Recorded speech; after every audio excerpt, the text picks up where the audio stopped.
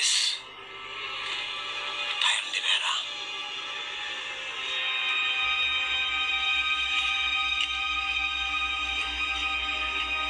Lasing ka. Sinira mo buhay ko.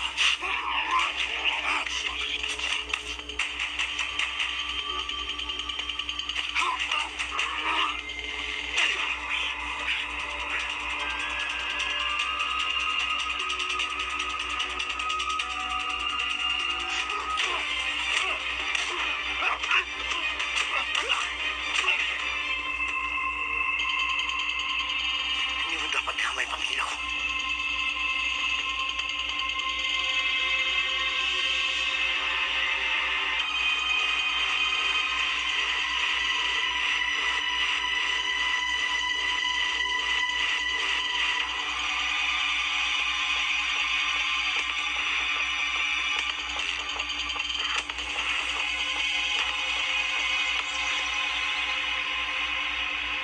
No-show si Love sa libing, ah. Kala ko ba close na kayo, Lily? Maybe she's still taking care of her Tita Aster. Doon sa case ni Lance, may update na ba? Kailangan nating mag-ingat. Baka sumabit tayo. Remember, wala na si Stephanie. Whoever murdered Stephanie and Lance will be dealt with.